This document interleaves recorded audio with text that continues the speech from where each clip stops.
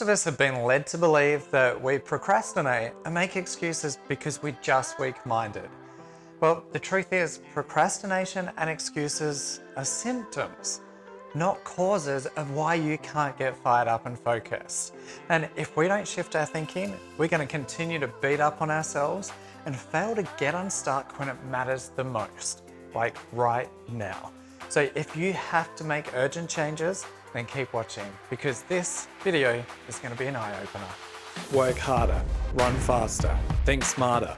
The hustle until you die culture is killing us. Millions are stressed and depressed. I was one of them. I went on a 90-day mission to biohack my way back to health. The result? My best-selling book Unstoppable, daily journal, and online program that's changed thousands of lives and is praised by athletes, psychologists, and doctors. And now, it's your turn to become unstoppable. I totally understand why most people believe that procrastination and excuses are the cause of why you can't get things done. It's been drilled into us by the self-help industry.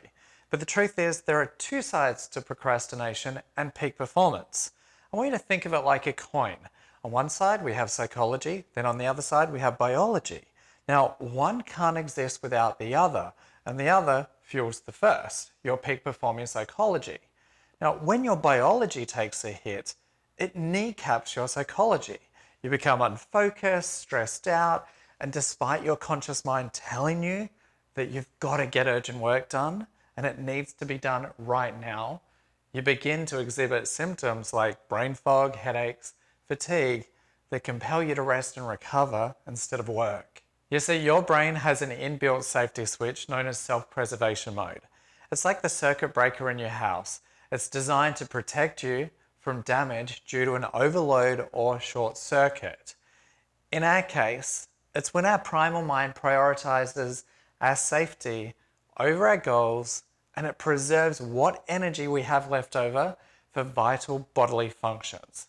In this state, your primal mind sees your goals as a threat to life, because they will expend more energy than what you currently have. Right now, our psychological and biological systems are being overloaded and short-circuited by compounding factors. The warning signs have been flashing.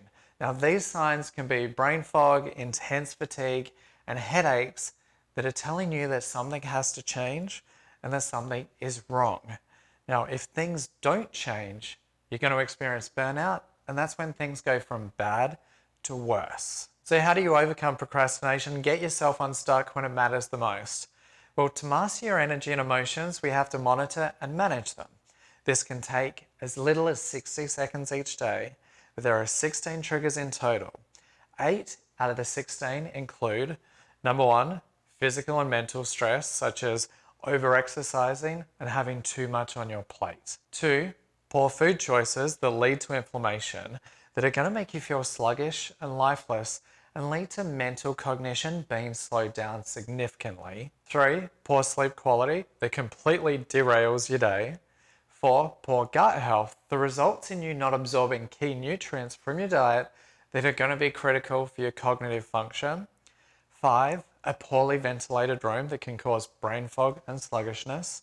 6, chronic pain that prevents you from focusing. 7, nutritional deficiencies that result in your brain not being adequately fueled for the challenges ahead. And 8, side effects from medications that can include everything from suicidal tendencies, crippling fatigue, and shocking behavior changes, including intense urges to gamble and to take risky behaviors. These triggers are the bloatware in the background that are kneecapping your psychology, and it's making you more susceptible to stress, and it's preventing you from becoming unstoppable. In our survey of over 50,000 people, we found that over 50% of the population is being impacted by a multitude of these biological triggers all at once, on top of all of the psychological stresses that are occurring. Thereby, it's creating a worst case scenario. The problem, because we haven't been taught to look at the biological triggers, we immediately start blaming ourselves. And that's when the self-doubt sets in. Our confidence takes a hit, and we begin to feel helpless to change our outcomes. And here's the clincher. What do all of these triggers have in common other than flipping your safety switch, forcing you to prioritize rest whether you like it or not, which ultimately manifests itself as procrastination? They trigger inflammation. Inflammation can occur from either psychological or biological stresses. The temperature has been turned up on both this year. Now, brain inflammation specifically results in brain fog, and it causes the brain to slow down and fatigue more easily because brain inflammation hinders energy production in neurons, meaning they don't communicate as effectively with one another, which means when you go to sit down at your desk at the start of the day, in this state that your brain is in, you're going to start scrolling through social media for that hit of dopamine to feel good.